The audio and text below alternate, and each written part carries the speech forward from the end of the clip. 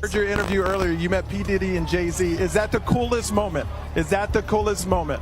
Well, these two went to a gangster party. Yeah, full of watchers and bit. I had that with P. Diddy. I went over to say hello to P. Diddy, and Jay-Z was there, and Leonardo DiCaprio was sat at the I think you've dropped enough names. I think people thought Prince and Brian Ferry was good. Liam Payne's tragic death has sent shockwaves through the world, but what's even more shocking are the hidden truths that are now surfacing before his untimely passing. Liam had been dropping hints about something dark lurking in the industry, specifically about Diddy and Jay-Z, and fans were too blind to see it. Apparently, Liam did attend one of his parties, and his harrowing encounter with Diddy left him scared for his life. Just what happened? Could Liam have known too much? Is that the reason behind his untimely passing? Here's everything we know. But the laptop. Why did he smash it? What was on there? Did he see something or get sent something that he didn't like? With Diddy's name in the headlines and Liam's tragic incident, the internet's in chaos. Most folks think these are two separate issues, but it turns out there's a link between Liam and Diddy after all. See, fans have been digging up old interviews to look for the clues hidden in plain sight, and there's a One Direction interview that's really making waves. The boys were asked about their interaction with Diddy and Jay-Z, and while the conversation got real interesting, the boys admitted to partying with the pair. Heard your interview earlier. You met P. Diddy and Jay-Z. Is that the coolest moment? Is that the coolest moment?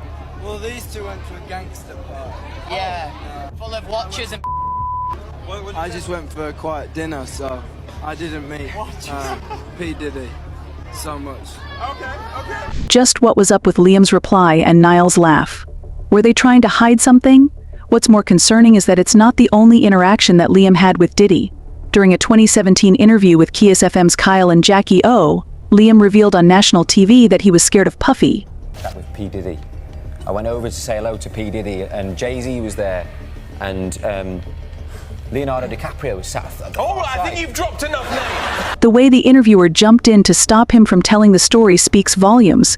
Just why would he cut in like that? Well, fans seem to know what's up. One person commented, "My opinion, either he was taken out for knowing something he shouldn't, he was mistreated in the industry and was planning to reveal it, or he committed suicide due to mistreatment he suffered from the industry." And while there might be some truth to that theory, one TikToker went through Liam's Instagram account and found one picture with an interesting logo. Gotta remember, when he started One Direction, he was only 16 years old. He was a kid, right? And I'm bringing this up for a very specific reason. I went to his Instagram and I saw this. His latest drop was called Teardrops. And I see these symbols on here and I was like, that looks familiar.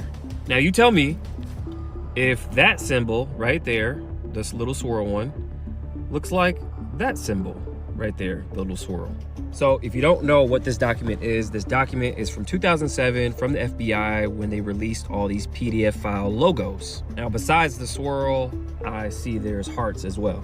Just like this heart and that one down below as well, but let's keep moving. Before you start going down that route, hear us out. That's not even up for discussion. But if you remember, Liam was pretty open about what it was like to be a 16-year-old kid trying to find his place in the industry. And as expected, he revealed that none of it was pretty, and the process did take a toll on him. It was like to be a 16-year-old kid trying to find his place in.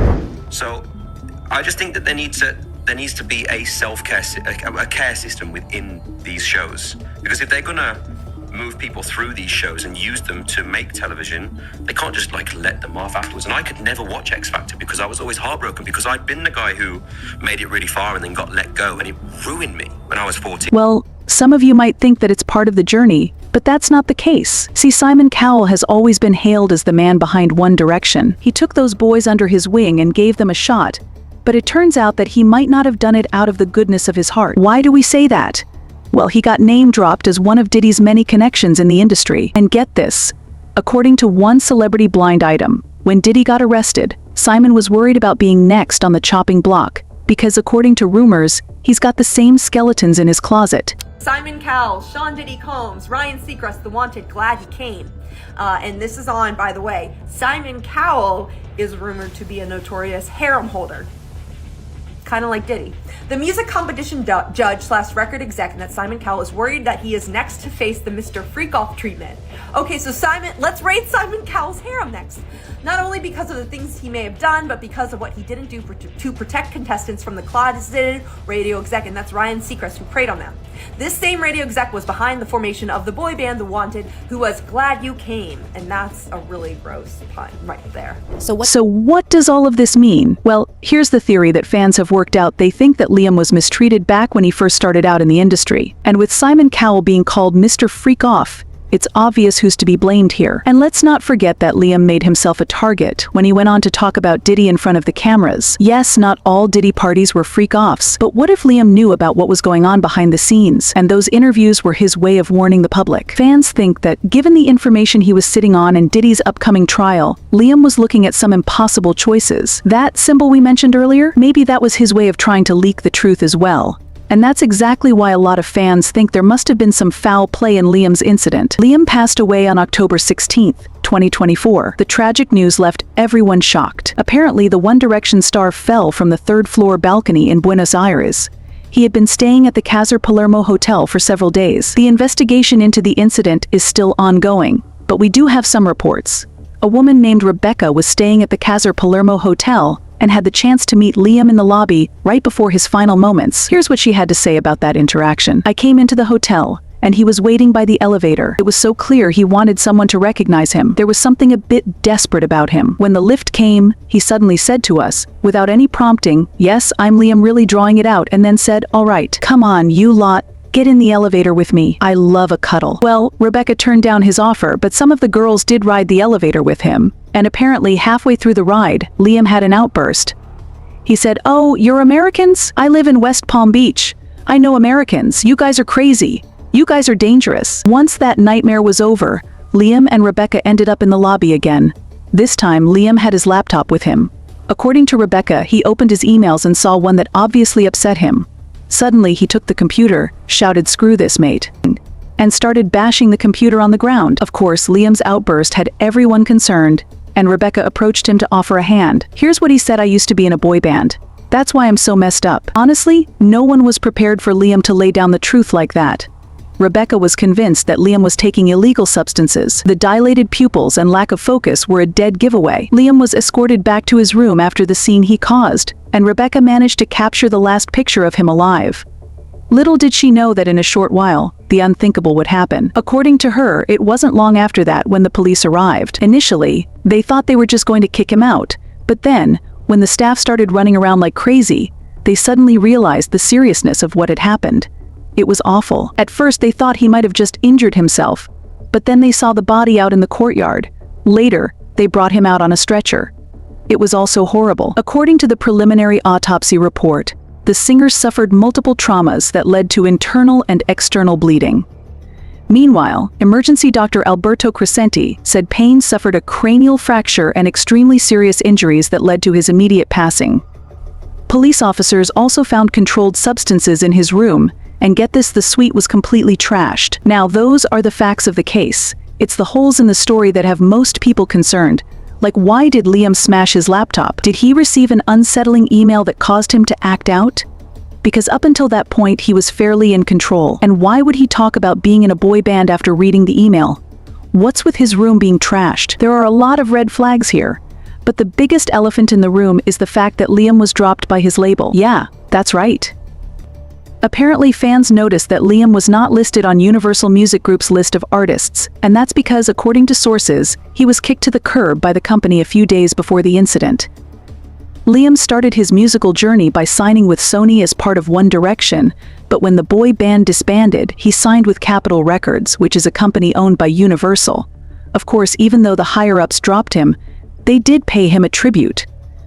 Universal posted a statement about the tragic incident on October 17th, saying, "We are devastated by the tragic passing of Liam Payne. His legacy will live on through his music and the countless fans he inspired and who adored him. We send our deepest condolences to Liam's family and loved ones." However, fans think they did it only to save face. Apparently, Liam was paid a massive advance when he signed the deal with Universal. Unfortunately, the album sales didn't live up to expectations, which is why the record company decided to delay the release of his second solo record as well. And that wasn't the worst of it. Apparently, his PR team walked out on him earlier in October after Liam's ex, Maya Henry, filed a lawsuit against him. According to a source, there was very little left for him. It must have absolutely devastated him. The source also said that out of all 5 boys, Liam was the only one on the wrong path. So it seems like Liam had his fair share of troubles. However, as we said, because of the Diddy conspiracy, fans can't help but think about something else being at play here. And you can't blame them. Universal has Lucian Grainge as its CEO, who was named as one of the co-defendants by Lil Rod in his lawsuit against Diddy. Sure, UMG lawyers managed to get Rod to remove Lucian from the court documents, but it doesn't change the facts. Lucian Grainge helped out Diddy with his sinister acts repeatedly.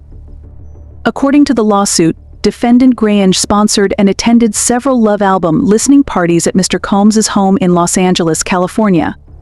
These parties were sponsored by defendants MLR and UMG. As evidenced above, these parties had servers and girls present. During these parties, defendant Grainge knew or should have known that Mr. Combs was drugging attendees through laced bottles of Dillian tequila and Ciroc vodka. As a sponsor of these events, defendant Grainge had a duty and obligations to ensure that underage servers and girls were not present, and that Mr. Combs was not spiking the alcohol with drugs. So, what's the chance that Grainge didn't pull some strings here as a favor to Diddy? Not to mention, Diddy still has those tapes of Lucian allegedly attending his parties, and that means he's got some pull over him. At this point, everyone knows that the industry is a cesspool of degeneracy. Well, with all the evidence stacked up, fans can't simply shake off that creepy feeling. Liam was loved by many, and his passing has left a lot of people wounded. There are a lot of questions in the air, but for now, most people are concerned about Liam's loved ones and wishing them the strength to get through this. Hopefully, the truth will come out one day. But do you think it will? And more importantly, why did the singer put his life on the line to try and warn us about someone as dangerous as Diddy? Let us know in the comment section below.